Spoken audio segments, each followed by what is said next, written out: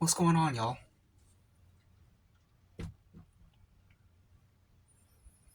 2 beef ramens with 2 fried eggs and crushed red peppers. Looks great.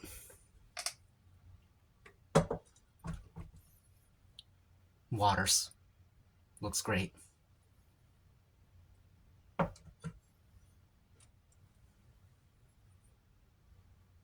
And good old coffees. Why not? My new favorite channel, the Y Files. 5.56 million subscribers. And they deserve it. They do a great job over there. I've already watched like 3 of their videos. I liked all of them. He gets into a lot of like conspiracy type underground stuff, but he treats it with the appropriate scrutiny. The problem with other conspiracy type channels or channels that go over this kind of content is that they lay it out, but they also believe it. So they're constantly injecting their opinions into it. He goes over conspiracies that I already wrote off a long time ago, but he makes it interesting again. It's like, oh, I didn't know that part of it. So I watched one on the Black Knight satellite. I watched one on the chronovisor. The Black Knight satellite is allegedly an object that's been orbiting Earth since 13,000 years ago. Anyways, I thought we'd watch one together. This is another one that I wrote off a long time ago, but just like with the Black Knight satellite, he's probably gonna tell me some new stuff. Oh, another one that I just watched was on the chronovisor, which is apparently some device that the Vatican has that allows them to see through time, so they can see the crucifixion if they want. They tune the machine to that time period and location, and then they just watch it on TV, which is absolutely ridiculous. I don't believe that one bit, but it's interesting to just hear what's been said about it. This is the moon revealed. It's a hollow spaceship. So who built it and why? Have you guys heard of the hollow moon theory? I heard it a long time ago. Doesn't carry much weight with me. Hollow Earth theory is another one too. Funny with the hollow Earth theory is one of the things mentioned in that is Jules Verne. Jules Verne's novel Journey to the Center of the Earth. Like they use that as evidence, but that's a fictional novel. And it's interesting though because like I read that book when I was maybe in 5th grade. It was just a book on the shelf in our 5th grade classroom, or maybe this was 4th grade. I think it was 4th grade actually, possibly 3rd grade. But in our classroom, there was just a bunch of books, and I just read that one as a little kid. And then years later, people are talking about it as like some evidence for hollow Earth theory. It's like, man, that's a little kid's book. Okay, let's watch this. The moon revealed. Let's see what they've said about the moon being a hollow spaceship, similar to the Death Star from Star Wars. Despite it being humanity's constant companion through all of recorded time, the moon is still a mystery. Science hasn't been able to explain how the moon was formed, its unusual orbit, its distance from us, its density, its composition, its structure. These are all still questions. Now, there are theories about the moon that solve some of these puzzles, but they don't solve all of them. There's only one theory that answers every scientific question about the moon. Just one. The moon is a hollow artificial structure brought here by someone else. Let's find out why.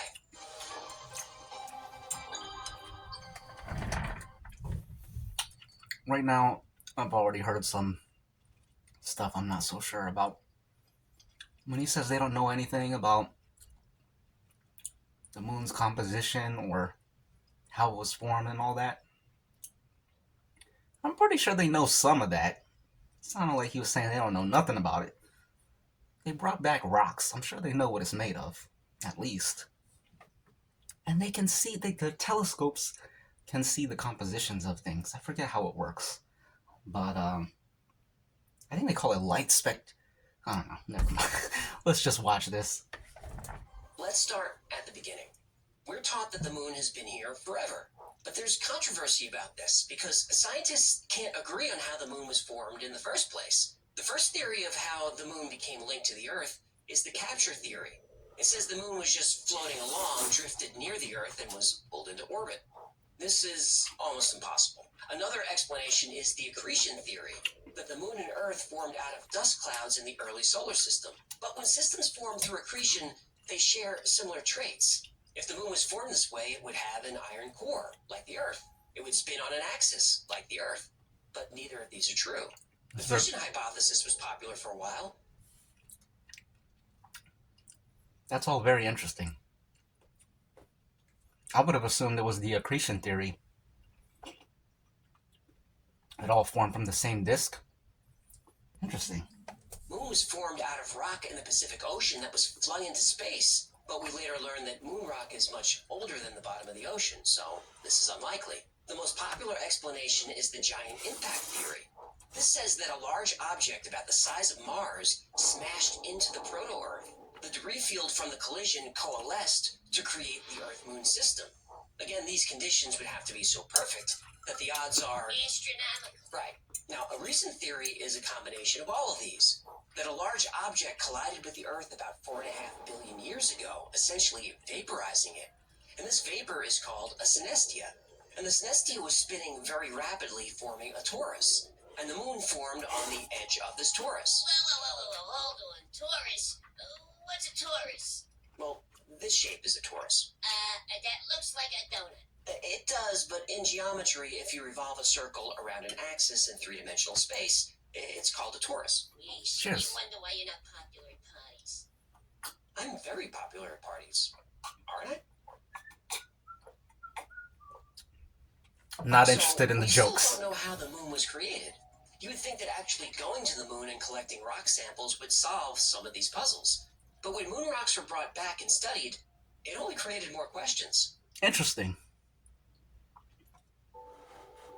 I hate ads so much. You live in it. Raise your family in it. But when it comes to paying for your kids' education with it, you don't even...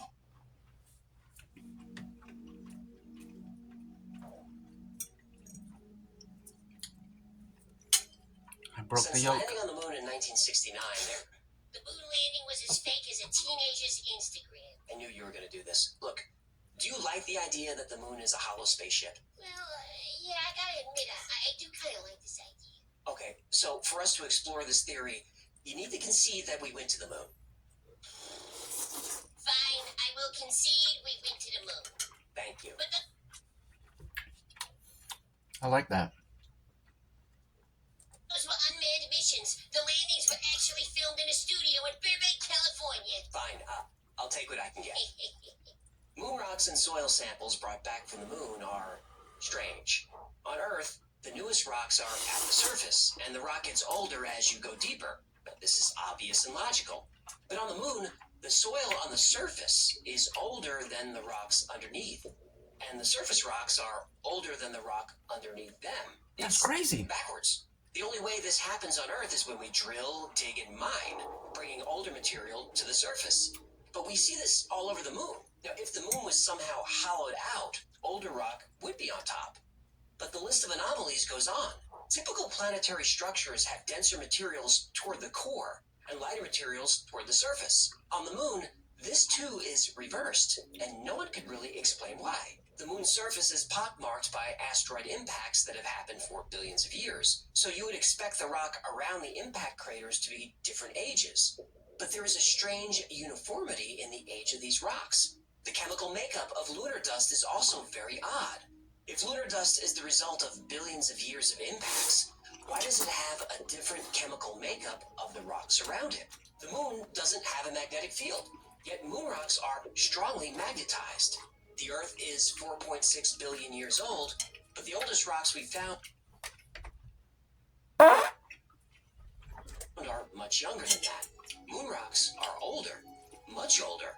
Some rocks have been dated to the very beginning of the solar system, and some are said to be even older than that. Uranium-236 and Neptunium-237 are found on the moon. This is notable because those radioactive elements don't occur naturally. The only way we see those isotopes on Earth is if we create them. Titanium, chromium, and zirconium are rare on Earth, but these are found in abundance on the Moon. If the Earth and Moon were formed together, why such a big discrepancy? And those metals happen to be some of the most strongest materials that are known to exist, and they're highly resistant to corrosion. If you wanted to reinforce a structure, these are the metals you would use. This structural reinforcement could explain why moon craters all seem to be the same depth, no matter how wide they are. Shouldn't craters of different sizes be of different depths? It's as if there's a resilient metallic shell just beneath the surface of the moon, preventing anything from penetrating further. Now, if there were some type of instruments on the moon's surface that could detect seismic activity, we could test the hollow moon theory, actually colliding objects with the moon. This sounds like a setup. We did this, didn't we? We did. And is it hollow? Well, Heyo! Excuse me.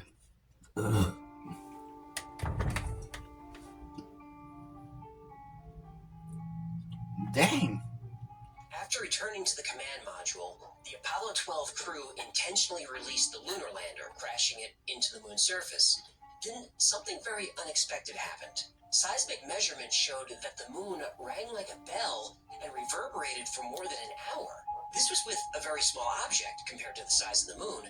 So during Apollo 13, an even heavier object was crashed into the surface.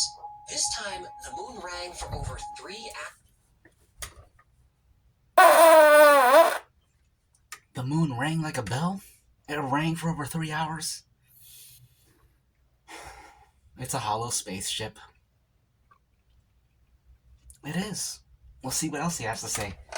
And vibrations travel to a depth of 20 miles. This doesn't happen on Earth. Reverberations last only a few minutes because of the Earth's density. And on Earth, vibrations slow down as they move toward the Earth's center, where material is denser. But the vibrations on the moon actually got faster around 40 miles down, indicating the interior of the moon is not only far less dense, but perhaps has large hollow cavities. The density of the moon is something that's difficult to explain. The moon is about 25% the size of the Earth, but it's only about 1% of the Earth's density. If the moon were a hollow shell, this would explain that. Besides the density issue, the moon has a lot of characteristics and coincidences that we don't see anywhere else. The moon is actually more like a planet than a moon. At 1/4 the Earth's size, no other object in the solar system has a moon this large. The spooky music gives me Not in goosebumps. our solar system or any other solar system that we've... At 1/4 The spooky music gives me goosebumps. the Earth's size, no other object in the solar system has a moon this large. This occurs nowhere else, not in our solar system or any other solar system that we found. And the moon orbits much more closely than it should. And its orbit is also a mystery. It's the only object we've ever observed with a near perfectly circular orbit. We don't see this anywhere else either. Because of this near perfect orbit and its size and distance from the Earth, the moon appears in the sky as almost the exact same size as the sun. This is what allows us to have eclipses. Our distance to the sun is 400 times our distance to the moon, and the size of the sun is 400 times the size of the moon. Could this be a coincidence? Yeah. Well, when enough coincidences pile up, we may have to adjust our thinking and be a little more open-minded. And that's what happened in 1970. 2 Soviet scientists looked at all the evidence and all these coincidences and came to what they felt was the only logical conclusion. And they agreed that their theory sounded crazy, but said not only is the moon hollow, but it's also a spacecraft that traveled here in the distant past. So now we have to ask, who built the moon? This is pretty cool, man. So I would ask you, what if our next app wasn't slow? So you see, this is what he does in his videos. He lays it out, gets you feeling like, oh man, this is awesome. It's true, it's true. And then he gets to the end and explains everything. And depending on what type of person you are, you're either going to be like, oh man, well that's disappointing. Or you're going to be like, okay, I knew there was something. I knew there was more to it. I'm more the second type, you know. I'm having fun here telling y'all. I'm kind of leaning into it, but there's some explanation. And for me, the explanations are usually more interesting. just as a matter of principle, to me the truth is way more interesting. Solving the mystery is inherently interesting to me. I think that's not the same for all people. There's a lot of people that don't want to solve the mystery. Yeah, it relates to other things in life too. That sort of personality trait, or whatever you want to call it, that way of thinking. Not everyone values the truth, but everyone pays lip service to the truth, because truth is sort of a thing like goodness or righteousness. It's like the thing that you know you're supposed to support, but in actual practice, not everyone actually. People don't really value it. They just say they value it. Anyways, let's go.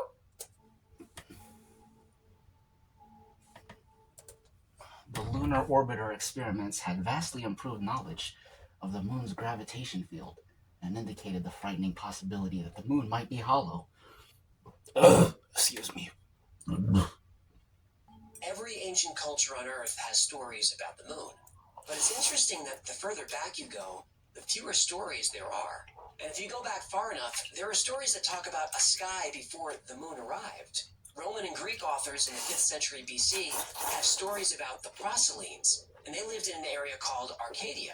And they said they've been here since before there was a moon in the heavens. Now, on the other side of the world, the ancient culture of Tiwanaku in Bolivia also refers to a time when there was no moon. The Tiwanaku claim the moon arrived between 11,500 and 13,000 years ago. If you're into ancient theories as much as I am, you'll recognize that this time coincides perfectly with a period called the Younger Dryas. And all kinds of myths and mysteries are said to have happened during the Younger Dryas, and we'll cover them on this channel. Now, going back to Africa, there were 13,000 years ago is the same time that the Black Knight satellite came into orbit. Maybe they came together, the Black Knight satellite and the moon. Maybe they were part of the same space fleet. Space fleet. Interesting. Let's see what he has to say about Zululand. Zulu legends that specifically say the moon is hollow, and living inside is an intelligent race of reptilian extraterrestrials. Lizard people? Yup, Lizard people built the moon! that's what they believe. Lizard people are very industrious. They seem to be. The Zulu believe the moon was put into orbit by two brothers who were gods, and this legend is similar to what the Sumerians believed. The Sumerians also had a legend of two brothers, Enki and Enlil, who were called Anunnaki. Yup, Anunnaki, the extraterrestrial gods who created mankind. Everything is falling into place with this one. Well, you ain't seen nothing yet. How about this? The Zulu also believed that before the moon arrived, the climate of the Earth was very different. Oh, that the moon does stabilize our climate. Without the moon's gravity, the Earth's axis would wobble.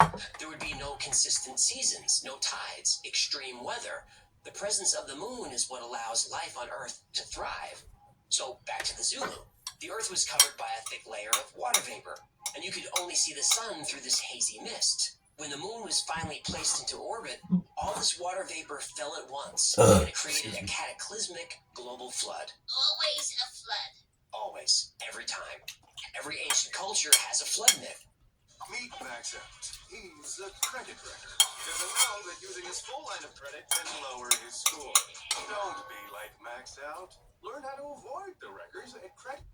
And there's mounting evidence that this did indeed happen during the Younger Dryas. Cultures around the world have myths that are in perfect sync with each other. The coincidences keep piling up. The Zulu legend talks about how the arrival of the moon changed the tides and stabilized the climate. And this is something that wasn't understood by science until the past 100 years. Yet somehow the ancient Zulu were able to make the connection between the moon and the tides and the seasons. All of these myths and legends, plus strange coincidences and anomalies about the moon, start to add up to a compelling theory that the moon is... I just want to say, we were scientists. hollow, is artificial, and was placed here by intelligent beings long ago. But coincidences aren't proof, and myths aren't proof. We need to know what's been happening on the moon lately to see if we can make our case with hard evidence. Lucky for us, the evidence is there.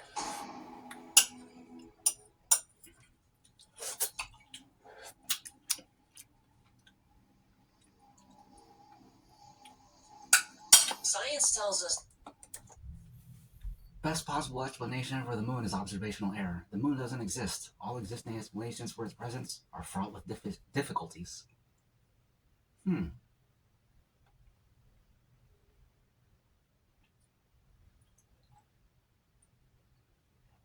That's goosebumps inducing. Basically saying nothing about the moon makes sense. So the best explanation is that it's not even real. That's a crazy thing to say.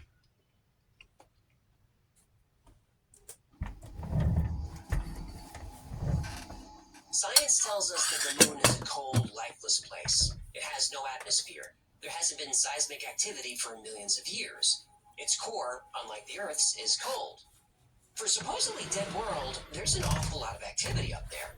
On March 7th, 1971, a cloud of water vapor appeared on the moon that covered 100 square miles, and it was there for 14 hours before it dissipated. There's not supposed to be atmosphere on the moon. What? But for those 14 hours, there was. In fact, 6 astronomers in the past 100 years have documented a glowing mist in the crater named Plato. The same mist, the same crater, over many years. Boulder tracks are seen on the moon, all over the place. And that's weird enough, but how do boulders roll for miles and then go uphill, like in this photo?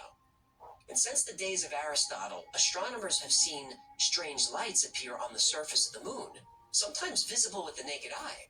NASA even reported that between the years 1540 and 1967, there were 570 sightings of light flashes on the moon that couldn't be explained. Sightings of strange lights continue to this day.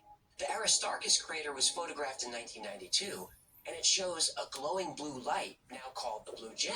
I got And this anomaly has goosebumps. been seen by Earth-based telescopes every few years since. Some have even speculated it's a fusion reactor. And these events of mysterious light and mist happen so frequently that there's even a name for them: transient lunar phenomena, or TLP. If I had to guess, it's sunlight reflecting off of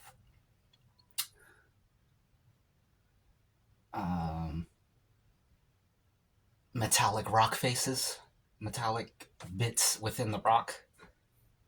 Like when the sun glares off of something. I think that's what that is. But things get even more weird.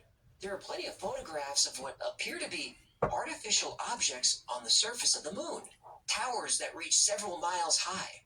Pyramids, symmetrical structures. These have been photographed by astronomers, even the astronauts themselves. And the biggest anomaly of all? Why haven't we gone back to the moon? Sergeant Carl Wolf was working as a technician for the Air Force, and he was repairing equipment that transferred images from a lunar satellite. Those photos, according to Sergeant Wolf, showed artificial structures on the moon, what he described as a base. And this is corroborated by another technician working with Wolf. And Wolf wasn't a UFO, ET, moon theory guy. He was just a tech. He said he was excited to see the pictures on the news and have NASA explain what they were. He was surprised when the photos never turned up. The photos were found in a very early release from NASA. These structures are very large and very tall. You can even see they cast shadows. And these are photos I'd like to learn more about. But I can't. What? They no longer exist.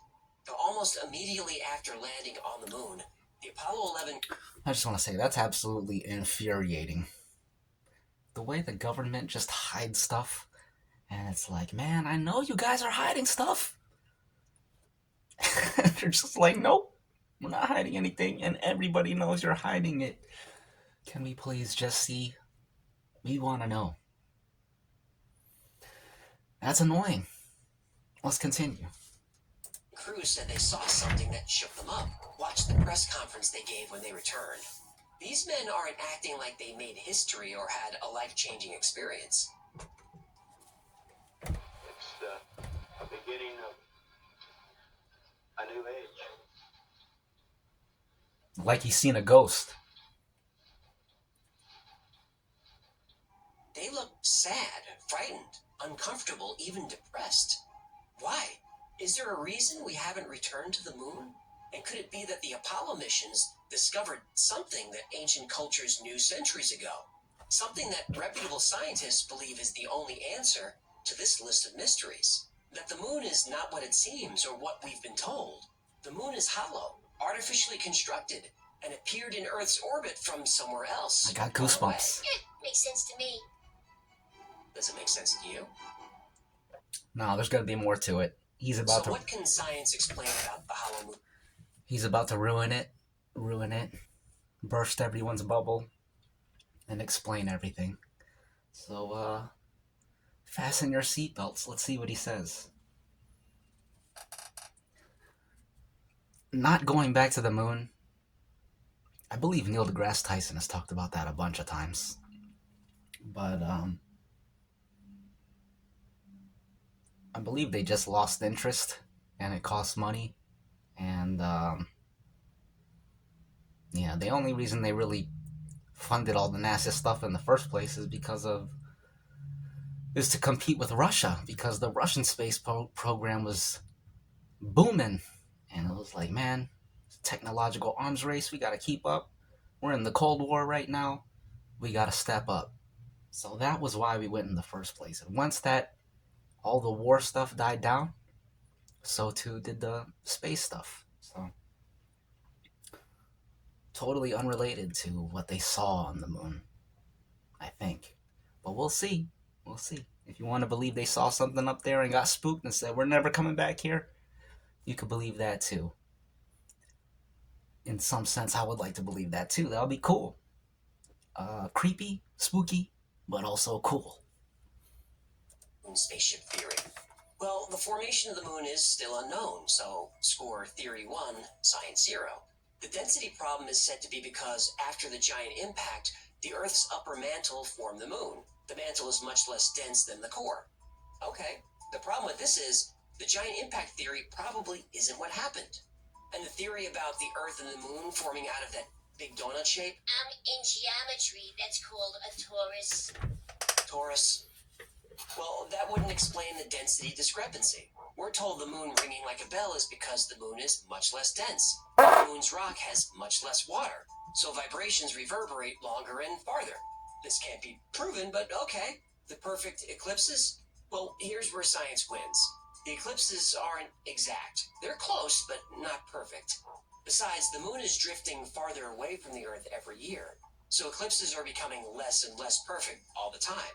And whether the moon arrived 14,000 years ago or was formed billions of years ago, it was much closer to the Earth, so it was much larger in the sky. Now, NASA claims that we know the moon isn't hollow because of seismic observations. And that's fair, but it's still conjecture. Look, we don't know for sure what's at the center of the Earth, much less what's at the center of the moon. If there's anything at all. Right. Now, the structures are said to be shadows or optical illusions. Nope. And the lights are from meteor impacts or reflections from glassy patches on the surface. Nope.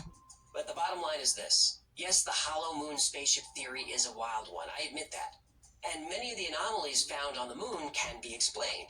The explanations aren't perfect, but they're enough to satisfy skeptics. And I consider myself a skeptic, but I'm open-minded. I just want to know the truth. When I started researching this story, I thought it would be a fun ride, a pure tinfoil hat experience that we could button up with science. That's not what happened. There's just so much unknown and unexplainable that something doesn't feel right about what we've been told about the moon. But, as always, the space agencies and the governments they serve are very selective about the images and information they release. So, I have a message for them. For NASA, the European Space Agency, Russia, China, Elon Musk, Richard Branson, Jeff Bezos, and anyone with the resources to put people back on the moon. The message is this. If you want us to believe your explanations, you're going to have to prove it. 83. It's over. Well, that was interesting. What do y'all think? I think they're definitely hiding something, and I would like to know what they're hiding. The most interesting thing to me was the surface rock being older than the deeper rock, and the moon ringing like a bell, and them detecting the space inside, and also the testimony from astronauts, all saying they saw something. The pictures that have all been summarily classified. That's also very fishy.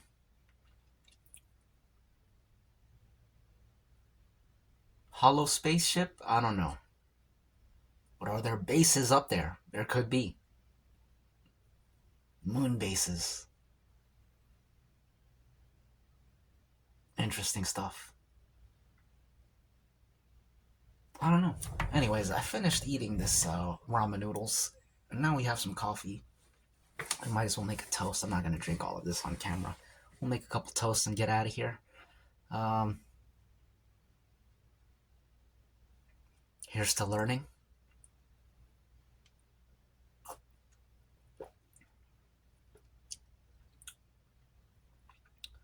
To good YouTube content. There's not nearly enough of it out there. Most of it is garbage.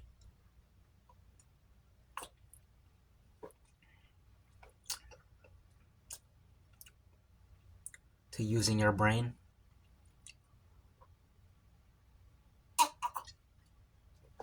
To good food. And a good mood. Okay. That's the end of the video. It's Tuesday today, so you'll have a great rest of the week, a great evening, and we'll chat again soon. See ya.